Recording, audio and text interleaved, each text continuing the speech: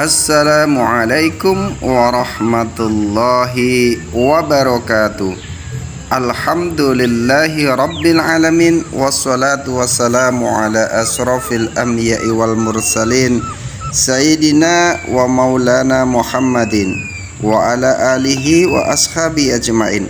Rabbi shrahli sadri wa yassirli amri wahlul 'uqdatam min lisani yafqahu qawli, amma ba'du. Para pemirsa channel YouTube Al-Qais dimanapun berada yang dirahmati Allah Subhanahu wa ta'ala, alhamdulillah kita panjatkan puji syukur kehadirat Allah atas limpahan rahmatnya sehingga kita pagi hari ini tetap istiqomah di dalam agenda ngabalis ngaji bareng Al-Qais di channel YouTube Al-Qais. Mudah-mudahan perjumpaan kita ini senantiasa dicatat oleh Allah sebagai amal soleh yang akan memberi manfaat maslahat fid dunya wal akhirah. Salawat dan salam tetap terlimpahkan kepada junjungan kita Rasulullah sallallahu alaihi wasallam, kepada keluarganya, para sahabatnya, para tabi'in, tabi'in, para ulama dan seluruh kaum muslimin yang senantiasa berada di jalan Allah dan Rasulnya. Para pemirsa yang dirahmati Allah Subhanahu wa ta'ala, sebagai seorang muslim kita senantiasa berdoa kepada Allah untuk diteguhkan iman kita, untuk diteguhkan hati kita dan dalam kalimat thayyibah la ilaha illallah, sehingga ini yang akan menyelamatkan kehidupan kita fid dunya wal akhirah. Allah Subhanahu wa ta'ala berfirman, yusabbitullahu alladhina amanu bil qawli tsabiti bil hayati dunya wa fil akhirah. Allah meneguhkan iman orang-orang yang beriman dengan ucapan yang teguh, yaitu kalimat thayyibah dalam kehidupan di dunia dan di akhirat. Surat Ibrahim ayat yang ke-27. Tentang hal ini dari Al-Bara' bin Azib radhiyallahu an meriwayatkan hadis dari Nabi sallallahu alaihi wasallam, "Idza su'ilal muslimu fil qabri wa yashhadu an la ilaha illallah wa anna Muhammadan abduhu wa rasuluhu fadzalika qauluhu ta'ala yutsabbitullahu alladhina amanu bil qawli tsabiti fil hayati dunya wa fil akhirah."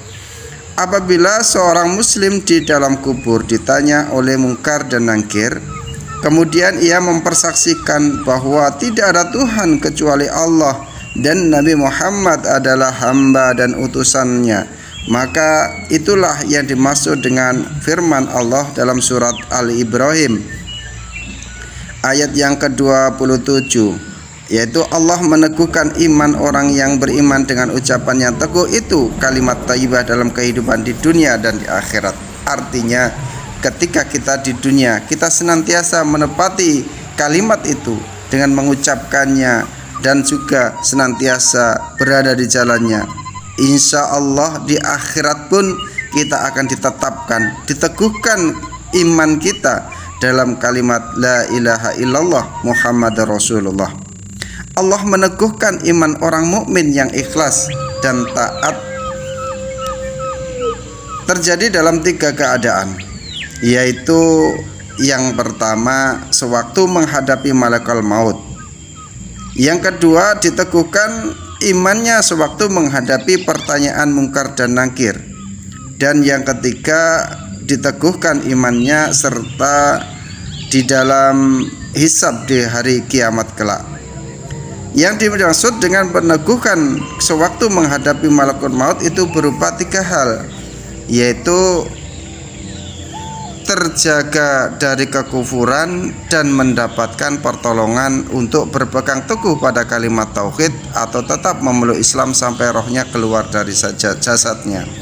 Yang kedua, malaikat menyampaikan berita gembira kepadanya, dan ketiga diperlihatkan kepadanya tempatnya yang mulia di surga Allah Subhanahu wa ta'ala. Para pemirsa channel YouTube Al-Qais dimanapun berada yang dirahmati Allah Subhanahu wa ta'ala, jadi dalam hal itu juga ketika Allah menyampaikan meneguhkan imannya, yang pertama bahwa Allah akan meneguhkan imannya ketika menghadapi malakul maut berupa 3 hal tadi, yaitu terjaga dari kekufuran, malaikat menyampaikan berita gembira, dan diperlihatkan tempatnya di surga. Kemudian yang dimaksud meneguhan sewaktu menghadapi pertanyaan kubur dan Munkar Nakir adalah berupa 3 hal juga, yaitu yang pertama, Allah mengajari jawaban yang benar sehingga ia bisa menjawab pertanyaan kedua malaikat itu sesuai dengan yang diinginkan oleh Tuhannya. Yang kedua, Allah menghilangkan rasa takut, gentar dan cemas pada dirinya ketika di alam kubur. Yang ketiga, ia melihat tempatnya di surga sehingga kubur itu merupakan salah satu taman di antara taman-taman surga, sehingga kehidupannya di dalam kubur merasa lebih cepat, lebih senang, tidak ada siksaan, tidak ada ketakutan, dan tidak ada rasa takut sama sekali.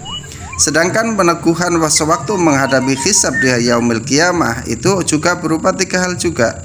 Yang pertama, dia diajari alasannya yang benar untuk menjawab apa yang ditanyakan kepadanya.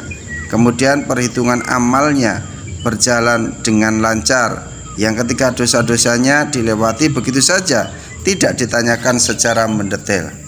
Para pemirsa yang dirahmati Allah Subhanahu wa taala, itu adalah beberapa keterangan yang menyatakan bahwa Allah meneguhkan iman orang-orang yang beriman dengan ucapan yang teguh, yaitu kalimat thayyibah.